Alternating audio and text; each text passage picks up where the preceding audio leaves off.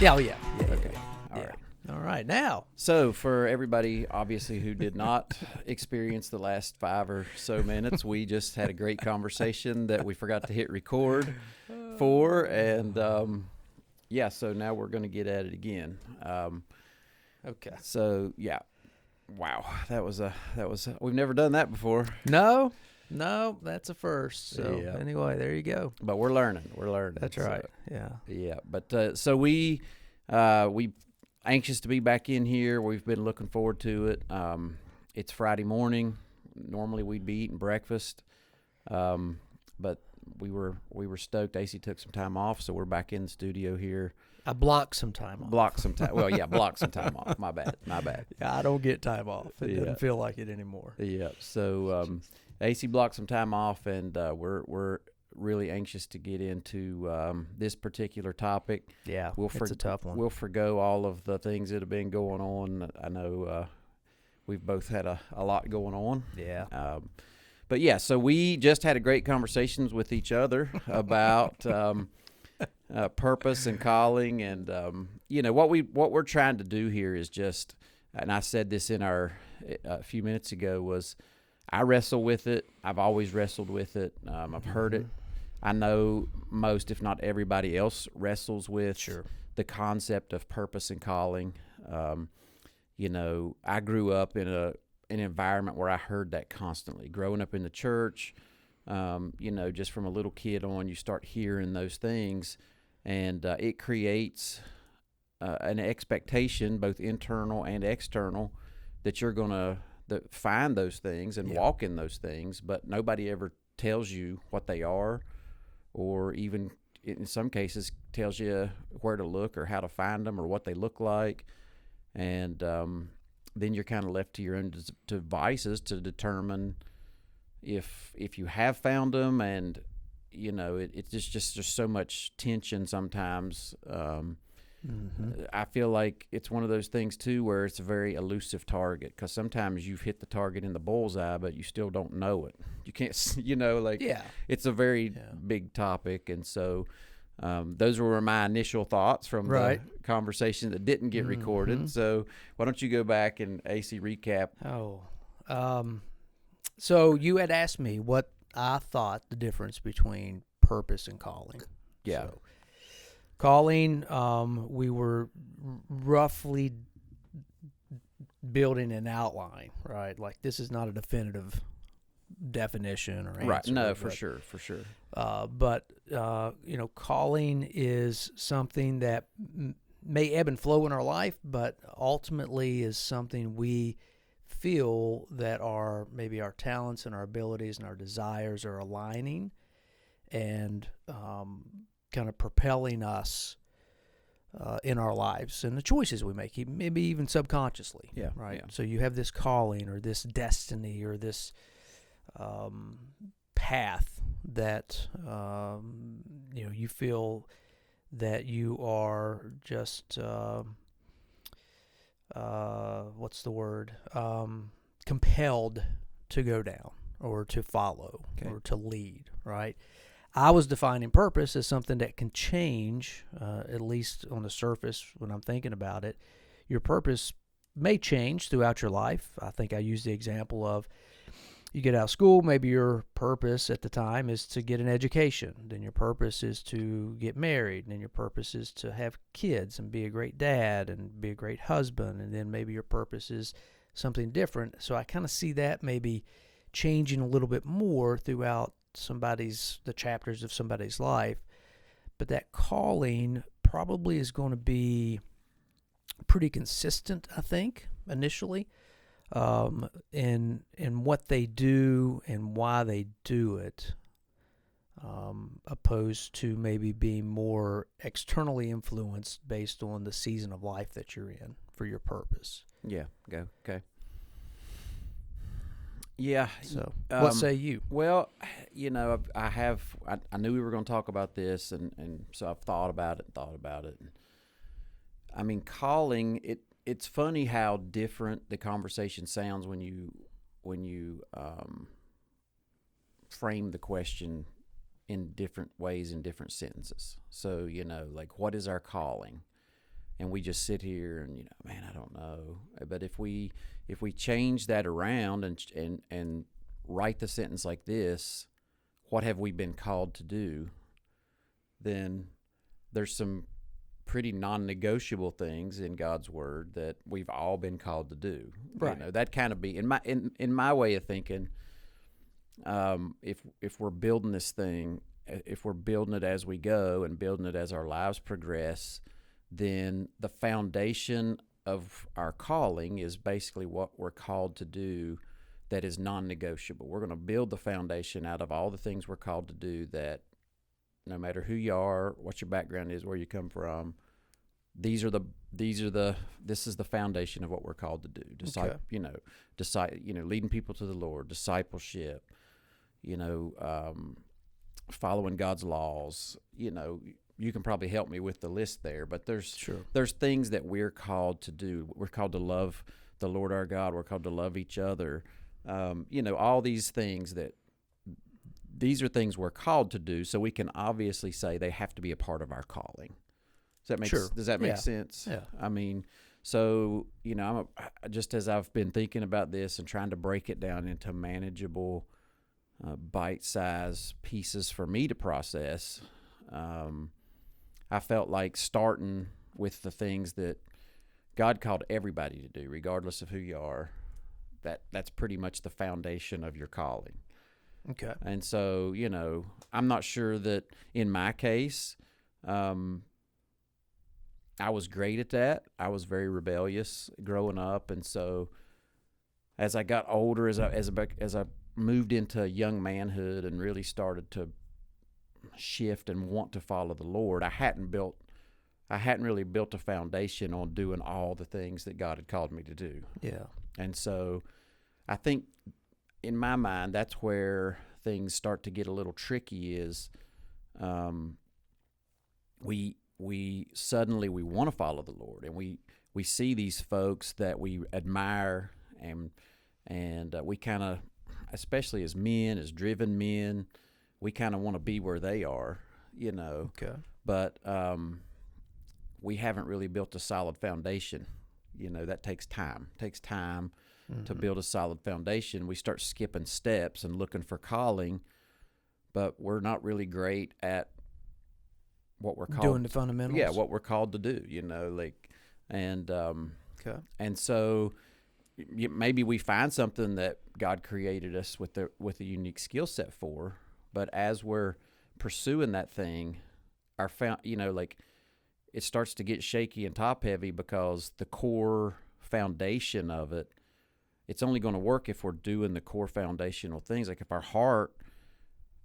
if we're doing something in a work that's evangelistic, but our heart has never, if we've never led somebody to the Lord, or we've never had a heart for the lost, you know what I'm saying? Yeah, right. Then we're pursuing a calling, but we're not doing what we were called to do, if that makes sense. Yeah. I mean, man, you've taken this 5 levels deep real quick. Well, it's a deep conversation, So. I feel like a moron right now with my answer because I'm thinking, wow, Steve has really thought about this and found, it's good. I'm just like, okay, well, this is going to be a deep conversation. So, I don't intend that. I just, it's just my thoughts, over the years, I've struggled with this. I've struggled with, my calling and my purpose, and have I got it? It seems like so often I don't, and so I'm like everybody else, I want to hear your thoughts. I mean, everybody thinks everybody else has got it figured out. That's how life works, I And feel so, like the most unqualified person said it. I'm very uncomfortable with this conversation. oh yeah, Yeah, because I'm like, who would want to listen? I don't have the answers. I don't know. well, that's exactly Clearly. right. That's exactly right. Nobody, we all feel like we don't have the answers. I mean, that's the whole point of the conversation, is that so many people wrestle and struggle with this particular topic. So is it biblical? The calling. The calling? I don't know. I mean, I don't know if the word calling, I mean, I guess it would depend on the translation you read. Maybe some translations use that word. So, I mean, that's the thing. Like, I mean, because we're going back to your definition as you was unpacking that, which you did a great job. There's really only two things we're called to do. Love the Lord thy God and love your neighbor as yourself. Jesus took all the commandments, all of them, condensed them down into two things. Now there's other, make disciples, go into all the world, the Great Commission and all that, but I think sometimes maybe we make it too complicated. We make it too hard. We put too much pressure on ourselves. I've got to find my calling. I've got to, like I'm going to disappoint God if I don't. Yeah.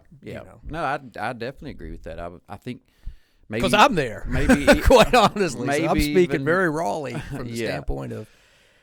Yeah, I feel like God's probably pretty disappointed in me in the grand scheme of things, because I just put too much pressure on myself to do things that, realistically he's only said, hey, I just do two things, man. Yeah. Love me and love others. Yeah. Like you love yourself. Yeah, I mean, I do. Is it biblical, like the word calling? I don't know. I'd have to do, I mean, basically, I'd just have to do a Google search to see, because I don't know. It's just one of those open-ended questions. I do think, kind of rhetorical. Sure. I mean, those are commands, but he commanded us to make disciples. That's a command as well. He, in a roundabout way, I don't think he necessarily, when Jesus was, forming and speaking in parables, right. There's the parable of the talents where, he basically says, you're given certain resources, and I expect you to take those resources and multiply those resources. He makes it very clear. Some people have more resources than others, and the ones who have less resources have no less value than the others. Right. There's just a different expectation of the return when you're looking at that particular parable. Mm-hmm. And it's so hard to take pieces of Scripture and start trying to apply them without taking the whole of Scripture, because then it makes it look like more of a business transaction. If you don't have a good ROI, God's not going to be happy with you. Right. I mean, like you, or you start comparing. Well, why did they? Why did they get more and this guy didn't? And yeah. So that I think these are the things that create this tension in people. Right. That's the word I was thinking. Tension. Yeah. It's an internal tension usually. I mean, I don't have anybody in my life. Now I have men who challenge me. Don't get me wrong, but I don't know that I've ever had somebody come to me and say, "Steve, you're not walking in your calling." You know what I mean? Right. But yet I feel that pressure constantly. Sure. You know what I mean? I do. So that's a little bit of a conundrum because a lot of the pressure is internal, and anytime something's internal. and I think, not to interrupt, but it just kind of came. What's one of your favorite Bible verses? Philippians 4:2. Put me on the spot here, dude. Be worthy of your walk in a manner worthy of your calling. Yeah. So it is in the Bible. Yeah. I just happened to think about it. And then, but to your point, right? I mean, like nobody's coming up and saying, Steve, man, you're just not walking in your calling. Yeah. Right. Yeah. Now, if they see you do something, like if you're a great communicator, right? Great public speaker or something, but you're in a cubicle working spreadsheets, then somebody may look at you and go, man, you missed your calling. Yeah. Or if you're a really good actor, you can do something really good. But in a bigger sense, as we're talking about. Yeah. Well, I mean every day you wake up, you're asking yourself. Yeah, and that's am I walking? And that's a kind of a sort of a rabbit trail, but it sort of circles back to what we were saying earlier. I mean, I know people who, they obviously are doing what they were called to do. When I say now, I guess I shouldn't say that. They're doing what they were created to do. Yeah, that's fair. I mean, because man, they're doing it, and the results are there, and they're super comfortable doing it, and people respond to it. Mm-hmm. But they're and it brings them great joy. But they're doing it in the marketplace. They're doing it on the sports field, and they have no more interest in the kingdom of God than I do in standing on my head for an hour. Okay, you know what I'm saying? Yeah. So they were created for something, and they found that thing, and they're using it, and the results are there, but it has nothing to do with God's kingdom. Yeah. And I think that's completely possible. And I do think that there is, you mentioned that just a second ago, the joy that comes from like there's times when you feel like you're firing on all eight cylinders and things are clicking. And is there? Yeah. It's been so long. There are. I think there are. I feel like a 2-cylinder Honda just barely getting down the road, man. I think we need to stop and put a couch out here and do a session. Yeah. Maybe this is my session. Bare my soul to the world. Well, the good thing about a conversation like this is we can edit it. If it gets too deep, or we can just archive it and it'll never see the light of day. So that's the beauty of a pre-recording. You're right. But so I think that we mix that up sometimes. Like there's things we were created for. God created us, and and I think that's where the purpose part comes in. And I think the purpose part is a very dynamic, moving target. As we progress, and I could be, some theologian could write us and say, you guys are so far off track. Right. Hey, well, that's fine, dude, but this is personal experience. Right. And this is after conversations with dozens of other men and my family and people who are wrestling with the same thing. Sure. So, great. If you're a theologian and you have all the right answers, then write a book. Put yourself a podcast or YouTube channel out there. Because here's what I did, Acie, and this is kind of funny. I wanted to see what was out there. So I went into YouTube, into the search bar, and I typed in calling. Okay. And, at the very top line, the algorithm just gives you, I don't know, probably 50 choices if you just keep going across and don't click on anything. So out of those 50 or 60 or however many videos were across there, 2 had any kind of spiritual connotation to them. And I think 1 was a music video. So there was virtually nothing out there. No content. I typed in the word purpose. Out of the 50 or 60, 80% had a spiritual connotation to it. Interesting. A lot of those were sermons with the word purpose in the name. And I didn't click on any of them. I didn't really want to jade what my thoughts were. Sure, you just were seeing what was out there. Just wanted to see what culture, as a general search. Because that's a reflection of what culture, because the algorithm's going to throw you back what most people are clicking on if that's their search. Yeah. And so I wanted to see what's this look like, and so I mean those stats may mean absolutely nothing in the scope of this conversation, but I found it interesting. Yeah. That is. So calling had basically zero content. Basically nothing. Zero. And then purpose had some, but it was primarily sermon titles and sermon titles or a lot of kind of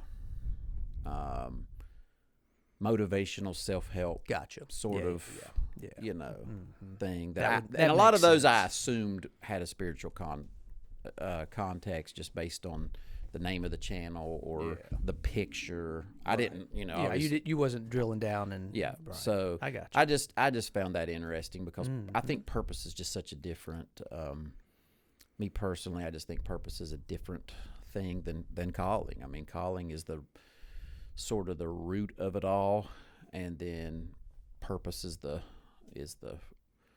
fruit of the tree, more or less. The tree you may be an apple tree and I may be a pear tree. We may be called to two different things, but we're both called to bear fruit. And then the purpose is the fruit. Like my purpose in this season is to grow apples, and my purpose in that season is to grow apples, and my purpose in this season is to grow apples. Now it's all different seasons. You know what I'm saying? Yeah. But the tree's built on the cob. But are you striving? Is an apple tree striving to produce the fruit? Man, that's another, you talk about a deep conversation. I think that's a very philosophical conversation there, I mean. Or does it just happen? Right. If the roots are healthy, right?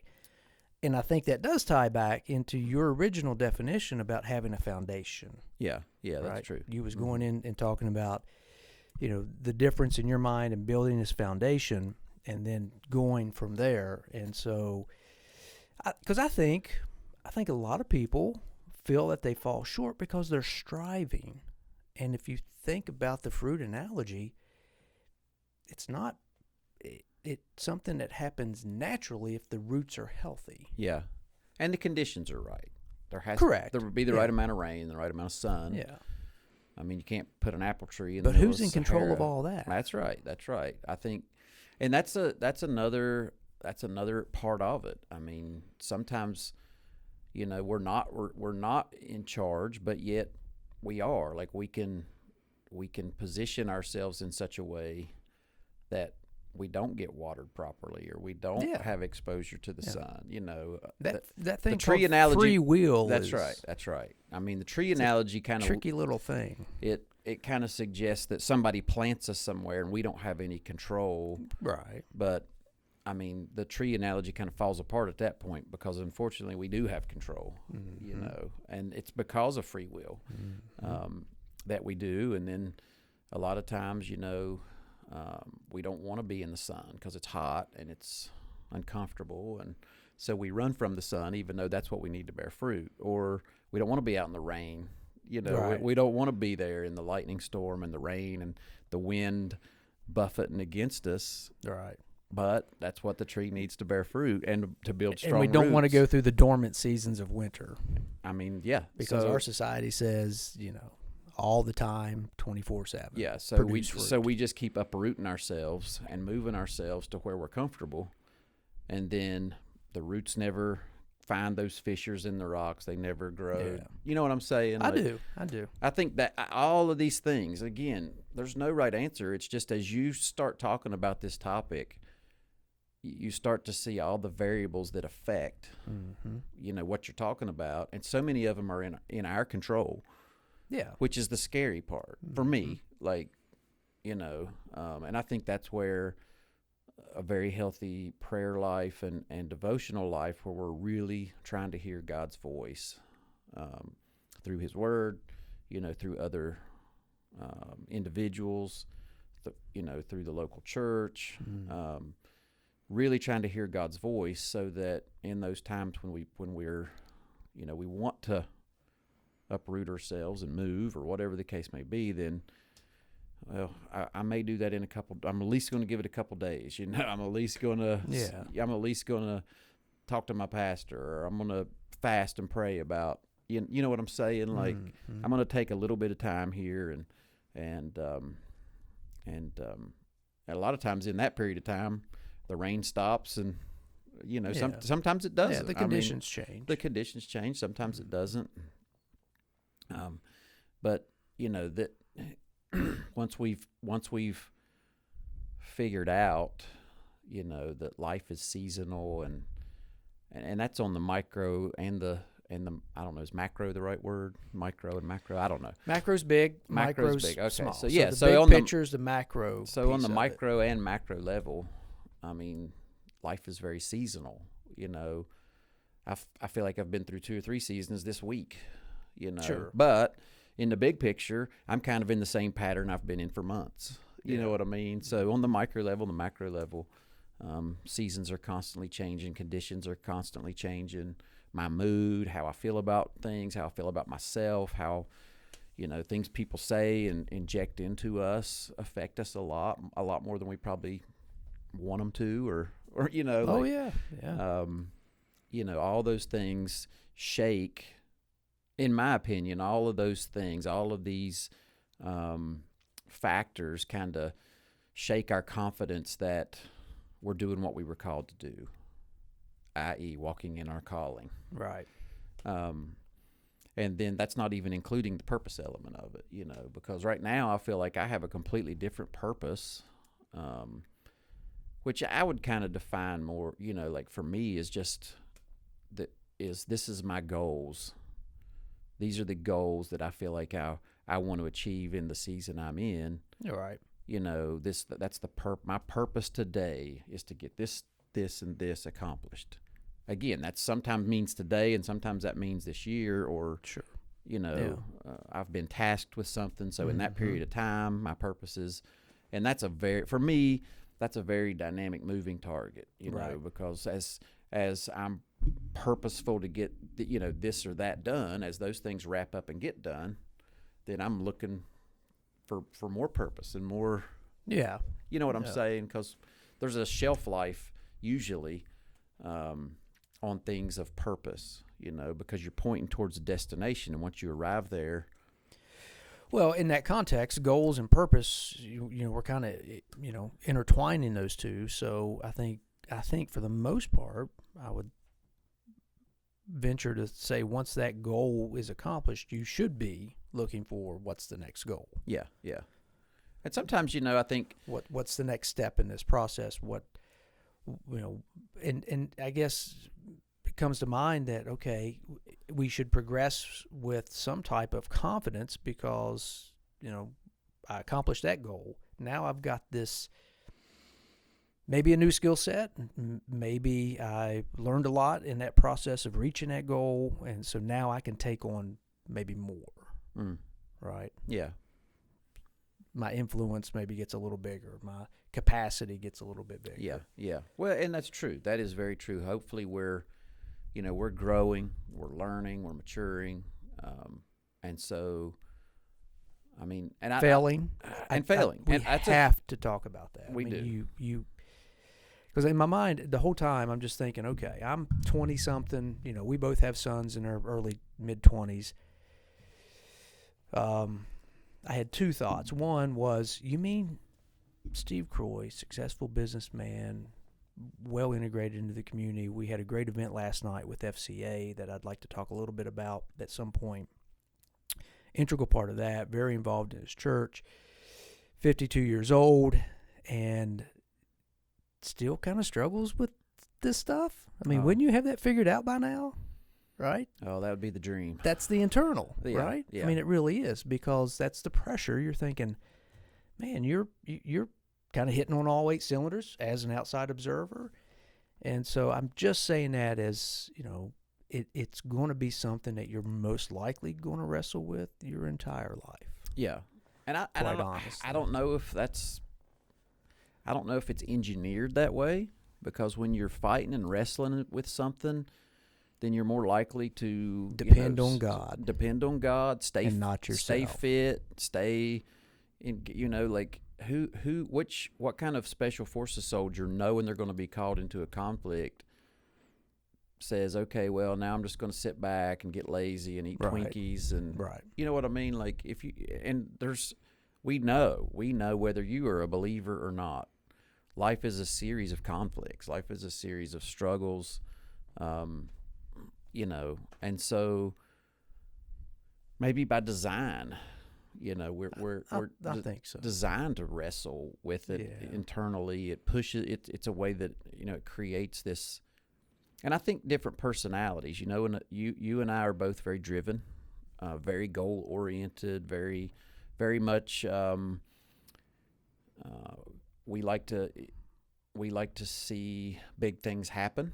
And when you want to see something big happen, you got to take big risk, and you got to put yourself out there, and that creates a lot of internal pressure, tension, fear. You know what I'm Sure. saying? Like, you mentioned last night. I will just segue into it. We were at the FCA sports kind of victory banquet celebration of the last year of FCA ministry here in South Central West Virginia, and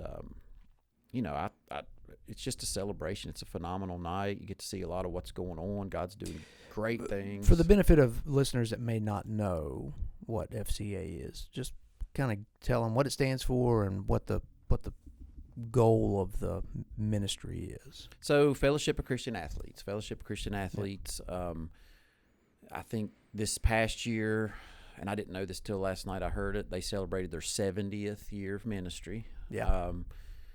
And the original concept was that it would be a student-led ministry for student athletes to come together and do Bible studies, present the gospel to other students, because that's legal. It's legal in our school systems. Right. Sure. It has since transformed into just a massive worldwide ministry. I just got the quarterly magazine in the mail from FCA, and in 2024, there were 53,000 decisions of salvation worldwide in FCA. 43,000 of those in the United States. Wow.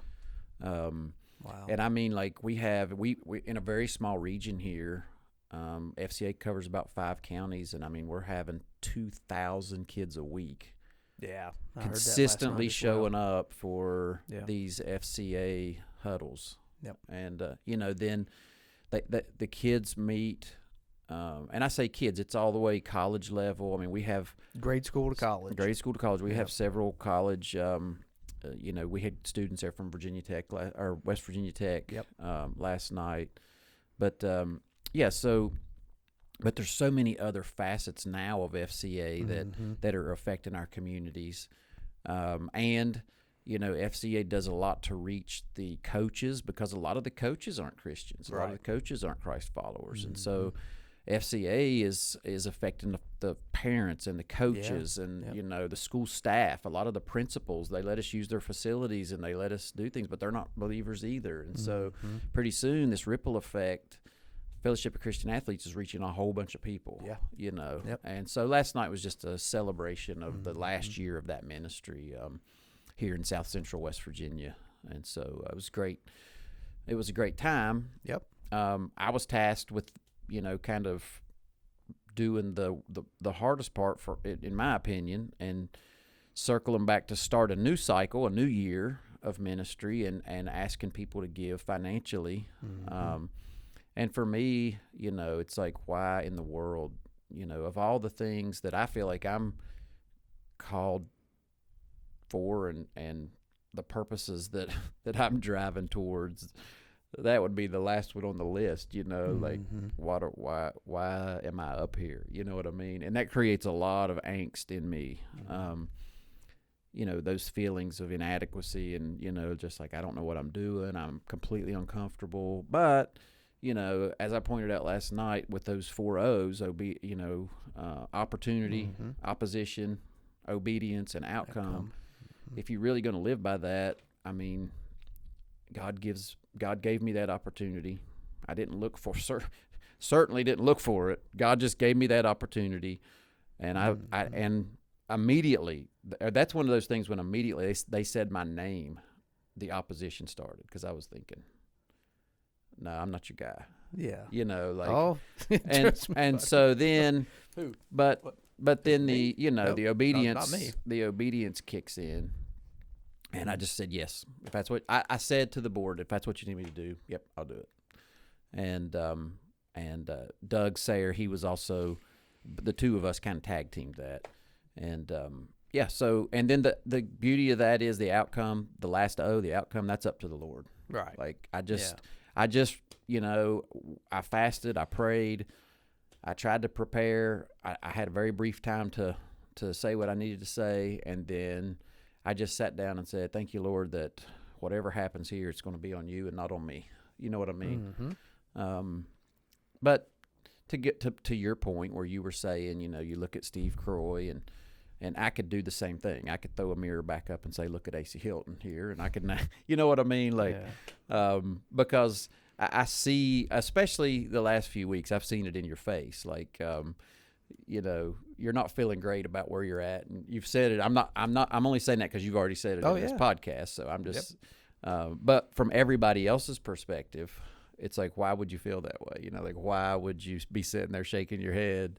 And like we've talked about this before, that is such a tactic, in my opinion, a tactic of the enemy to divide us and whisper those things in our ears, because it causes us to withdraw, it causes us to isolate, it causes us to pull back from things, and then he's got us right where he wants us. In my opinion, he's got us right where he wants us at that point. I would agree. And and that's when. Although it's not whispers, it's just shouting. Well, sometimes, yeah, for sure, yeah. Absolute shouting. Yeah, and you're right. I mean, because that's where I'm at, and that's where I've been. I'm just withdrawing and not engaging, and so it's been very challenging, extremely challenging, for what feels like forever now. Yeah. So. Yeah, and I say that for the benefit of those, again, going back to, you're 20-something, and this is not to be discouraging, but it's just to prepare you for the fact that you may always kind of wrestle with this, and you may always have to be obedient to the Lord even when you don't feel like it. Mm-hmm. And I think that's what you were saying, basically. Yeah. Your calling may be something that you don't want to do. I mean, you don't even have the mental capacity to think that you could do it. Yeah. I mean, Brett, that's a little bit of his story with FCA, right? And you're referring to Brett Floyd. Yeah. He's not new, he's been there several years now, but he's our area director for South Central West Virginia. Mm-hmm. I mean, this guy, I would love to have him in here. I'd love to have him on the podcast. Yeah, maybe we can do that. To just share, because, I mean, he would be a great guy to talk about this particular topic. Right. Because, I mean, this dude was on a track. He was on a track going this way, and then late in, when I say late in life, he's a little younger than me and you. He's got young kids. I mean, he's probably in his 40s, early 40s. But all of a sudden, after a 19-year career, where he's almost at the point where all of the security is going to be locked in. Sure. Yeah. Pension, healthcare, all that stuff. Yeah. Boom. God calls him to leave that, go into full-time ministry, and not only full-time ministry, to pick up the leadership of a ministry that's literally, gasping for breath, like a fish laying on the shoreline. Mm-hmm. You know what I mean? And but you can see there, and he's talked about his own thoughts of being opposition to that, other people speaking in his life saying, I don't think this is a good idea, kind of thing. Yep. The opposition, but he was obedient, and dude, the ministry has just, like, it's obvious that God directed that and had his hands on that, and you know what I mean? Yeah, and that's why I brought that up. Yeah, and that's great. I'm glad you did. But so it's not always going to be Instagram. Yeah, no.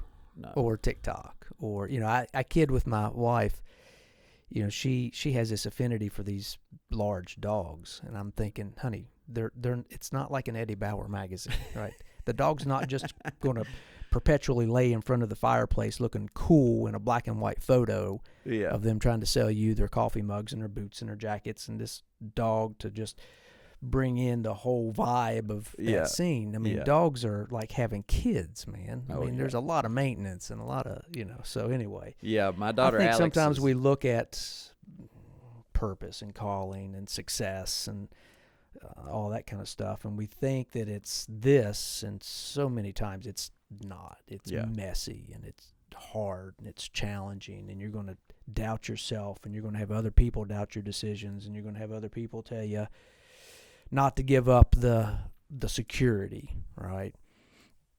But if you have the obedience, and you withstand the opposition, and you take a hold of the opportunity, then your outcome is, from what I've heard from people, I think 100% of the time, it is always more than they could even fathom. Yeah. More than they ever dreamed of, better than they dreamed of, or what they thought the outcome was going to be. It's when God's involved, it seems like it's because he's so lavish, it's just so much more. Yeah. But it's hard, so hard to get there. It is. And to let go of control, and to let go of expectations, and to let go of the voices, and to just be and allow those things to happen naturally. I want to circle back for a minute. We were talking about, basically using the analogy of trees and seasons and all that, and you producing fruit, and you mentioned dormancy. Yeah. Because that's a part of the cycle of a tree. And I may throw a picture up here on YouTube of a tree in my front yard. So you've been to my house multiple times, and as you're coming down my driveway, right before you get to the house, there's an old apple tree in the yard. And that thing, in the summertime, in my eyes, my wife maybe doesn't think so, but in my eyes, that's a beautiful tree. Yeah.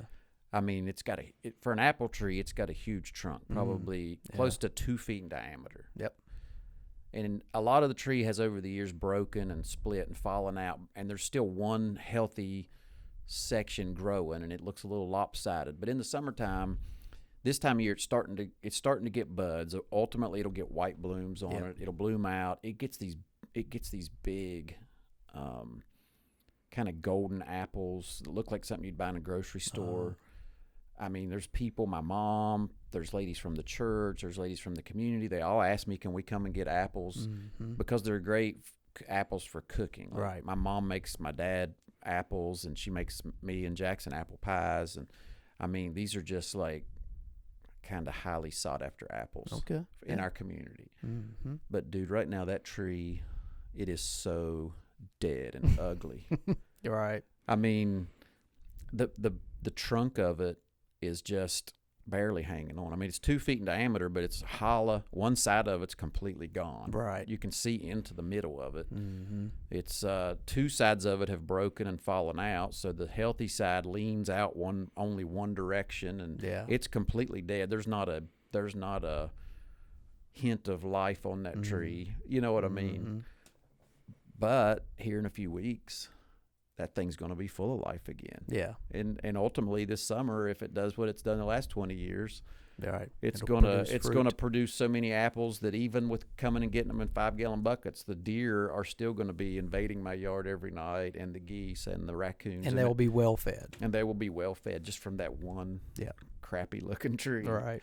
You know what I mean? I do. If we could ask that tree, if that tree were us, and we could say right now, how do you feel about yourself? You know what I mean? Oh, yeah. If it looked in the mirror, it would probably say, not good. This is, wow. Yeah. No, that's a good point. It's a great point. So how much value, and I'm saying that to say, because this is something that as men, especially, we struggle with these seasons when there's no fruit, there's no growth. It feels like there's no life. It feels like there's no fruit. You know what I mean? Preach it. I'm just saying, like, what if we look at that, and how much value is there in that? It's tough, but how much value is there in that dormant season? The apple tree, if it didn't have a way to, I don't know what the right word is, but if it didn't go through these cycles, it would only produce the fruit once. Once the fruit fell off, that'd be it. Yeah. It would have done its thing, and it would die out. And everybody'd say that was a great tree. I enjoyed those apples. Yeah. For the one season that it produced. The one season, right? Yeah. So I mean, I think I'm trying to encourage somebody who may be listening that not every season is going to be the season where the apples are big and plump and juicy, and everybody wants to be around the tree all the time. You know what I mean? Because, dude, that tree, when it's got apples on it, I am not kidding you, night and day, there's something around that tree. Yep. I mean, the birds are landing in it. The raccoons are climbing up in it. The deer, you know, the geese, which I loathe, are all over my yard. The deer literally at night will come and just lay under that tree. Yeah. I mean, the tree's completely surrounded, you know. But Sustaining life. But then there's other times of the year when there's nothing. The tree's just there. Yeah. You know, it's just there in the weather. There's nothing. There's nothing around it. It's not attractive. There's no, you know what I mean? Like, and so we've got to kind of look at that and understand that season is critical for the tree. The season that we just came through, the winter, that season's critical for the tree. But if you're the tree, you know, right. Yeah. Wow, that sucks. You know what I mean? Like, it's a lonely life out there in the wintertime. Right. You know what I mean? I do. But it's critical. Like, it's a critical thing. So I guess I just wanted to get your thoughts on how we navigate being in that part of the cycle where we, you know, like you and I can sit here and say we know there's value in it and all that, but man, dude, like when you're in that part, when you're in that season or that part of the cycle or however you want to frame it up, it's horrible. Yeah. Yeah. Let's talk about that after I'm out of it. Because I don't know that I have an answer that would be encouraging. It's super, super challenging. Well, let me ask you this. Okay. I mean, this is an on-the-fly question, Sure. as everything in this podcast is. But you just said I'm in that part of the very cycle. Much so. Very much so. How do you keep from bailing out of it? We talked about that earlier. How do you keep from saying, "Man, I don't like this. I'm going to pick myself up and plant myself here because it's warm and sunny," and you know what I mean? Like, how do you deal with that? I mean. I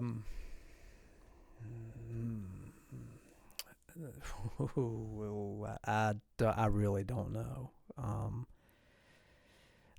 I think there has to be, and this may be the work of the Holy Spirit, but I think there has to be some internal hope that continues to propel you, believing that this is only a season, that this too shall pass, right? And that there's got to be sometimes even just a desperate cry. It's got to be some value in this. Yeah, I mean, there has to be. Yeah, this can't be a perpetual. It feels like it. It feels like winter's never going to end. It feels like every day is going to be cloudy, gray, cold, windy, desolate, but you know that spring's coming, and it happens typically faster. I mean, you start thinking about it now. We're watching, here in southern West Virginia. I think our whole state is reminiscent of that, right? It's beautiful from about May till about October. Yeah. And then it is just Oh, yeah. depressing from November to April. It is. It's just brown sticks. Dismal.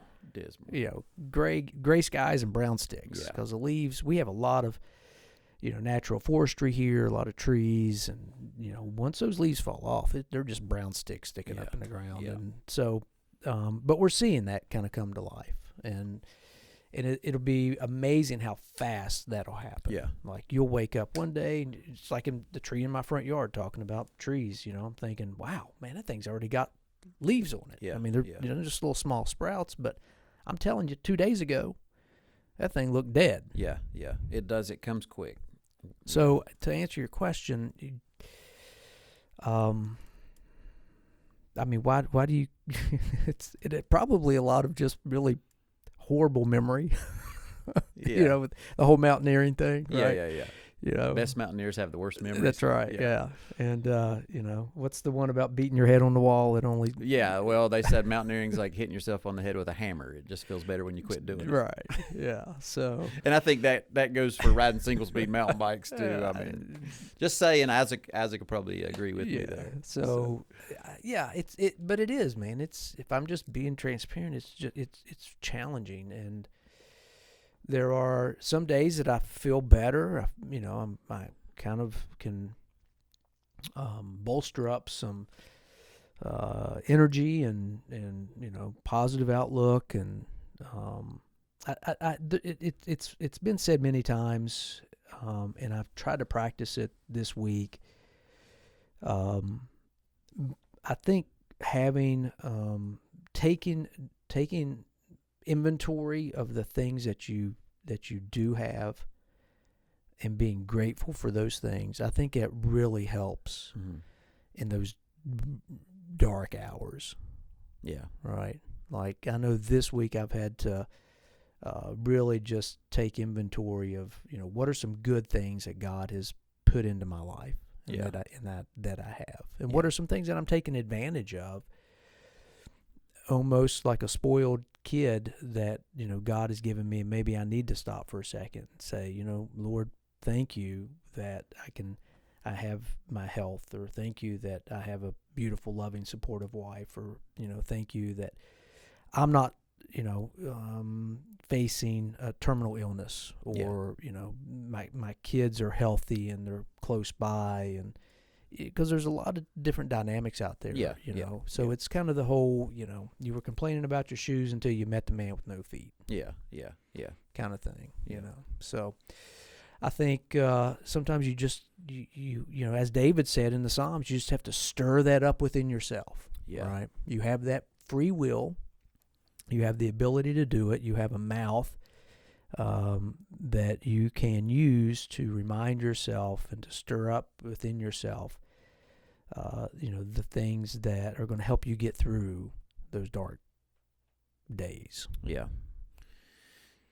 It's so funny that you mentioned David, because earlier I was just thinking about an example of what we're talking about. David did have God gave him a specific purpose. He was anointed to be the king of the nation of Israel. And then he went into a season where it looked like anything but that would happen. And I mean, like 13 to 15 years. A long time. Guys running for his life, afraid for his life. But he didn't lose sight of,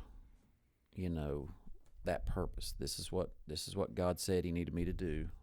You know what I mean? Yeah. And against all of the things that would say contrary, he stayed true to that and stayed in position where that, and honored God while doing it, like by sparing Saul's life a couple times, when he could have killed him.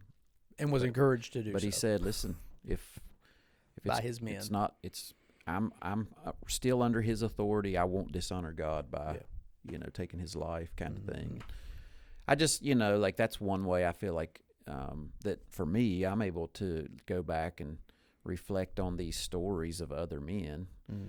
And something I do want to tackle maybe in the next episode. And I'm hoping kind of that as this is kind of developed here this morning, I thought, like it'll be great for you and I to go back and listen to this, and then come back in here with the thought, because you know how it is. You've listened to 18 of these now, and I've listened to 18, and we always think, man, I wish I'd have asked this, or I wish we'd have talked about that. So this is just an opening kind of, just spitballing, conversation about this huge, giant topic. Right. So my thought is that you and I will both listen to this, and as we're processing it, we'll come back in here and say, I'd like to talk about this a little more. I'd like to talk about that, because I'm sure it'll happen as we listen to it. And again, I encourage our listeners. I mean, sure, that'd be great.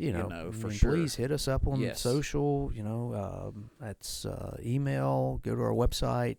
Yeah. There's things that that you may have questions or comments or things of that nature that we would love to take in and potentially address and kind of unpack as well. So I mean, this is for us. This may even feel more like a counseling session for me today, but it's really for you guys out there. It's for the benefit of men and women who are wrestling with the same things we're wrestling with.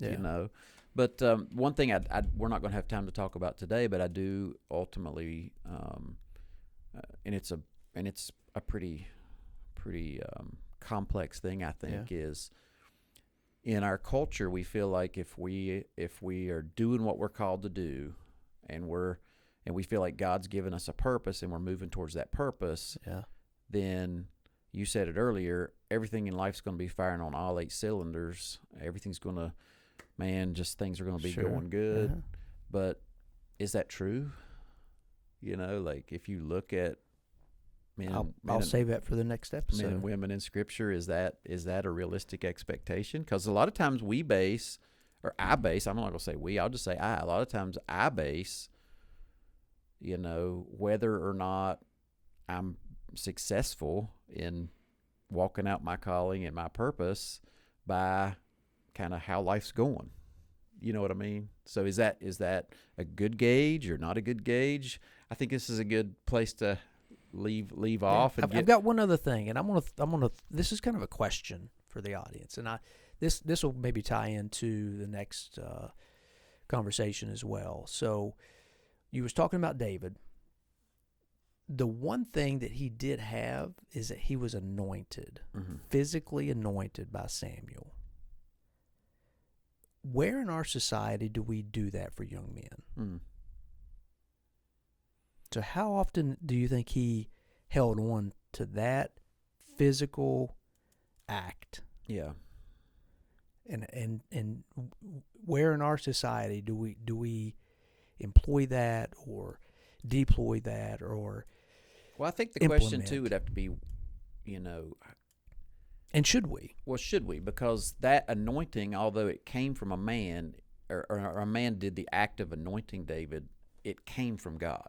Yes. Like God instructed him to anoint David. Right. So unless I feel like God's instructed me to anoint somebody, that'd be kind of a slippery slope, because I don't want to anoint somebody to a particular thing without knowing for sure that God asked me to anoint. Anointment, but I think maybe initiate. Yeah. No, that's I do think that, man, there's actually a lot of stuff out there about other cultures and how they have an initiation when they expect boys to quit being boys and start being men, and there's depending on what it is, but I've been listening to this crazy podcast when I'm in my travels. I've been traveling a lot in this part of my life, and it's called Legends of the Old West. Okay. And some of the Native Americans in the Old West, their young warriors, the way they would prove themselves is they would have to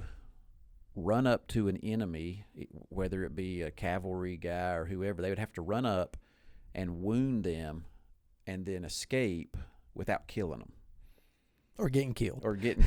Right. Okay. And I mean, I'm sure there's more to it than that, but that's it in a nutshell. But at that point, they became a warrior. They had a seat at the table to make decisions, and you know what I mean? Yeah. And that's what you're driving at. It is. There's a point when young men, all of a sudden, they have somebody that gives them a blessing, more or less, and says, we recognize you now as a valuable part of what we're doing, and you have a voice. Yep. You have a seat at the table. You have a voice. We trust you with tasks. You know what I'm saying? All the things that go along with that. Yep. And that's that kind of is that purpose and kind of calling that to me, that getting initiated into that. And so just curious what others think. I know we said we're going to quit talking about it, so I'm just going to say this in closing. As soon as you said that, it caused me to look back in hindsight at some a couple of events where men kind of pushed me into something, and it propelled me and started to create that I needed to do this and I needed to do that. But I had to do it myself to complete that task. Yeah. But I probably never would have done it had somebody not pushed me into it. Initiated you in that process. Yeah. Sure. So really good stuff there. So I mean, this was I knew going into this was going to be a tough conversation to start this up, because it's number one, it's a lot deeper than what we normally talk about. Right. Number two, the fact that we don't get together and script anything, Right. or, like we come in here with two completely, all we know is these two words. This is what we're going to talk about. Like, Yeah. I don't know what you're thinking. You don't know what I'm thinking. I knew it was going to be difficult to navigate, and I feel like it was in the beginning, but super productive conversation, I feel like. And I'm looking forward to another sit down here where we can go back and listen to our thoughts and kind of build on some of those, and hopefully, get some feedback from people about this particular topic, because we're just two people. If we had 5 people in here, this conversation would be 5 times bigger. Right. If we had 10 people in here, it'd be 10 times bigger, because for sure. everybody wrestles with this in such a different way. Mm-hmm. It's not one of those things where if we had 10 guys in here, it'd still kind of be the same couple of ideas. Highly unlikely.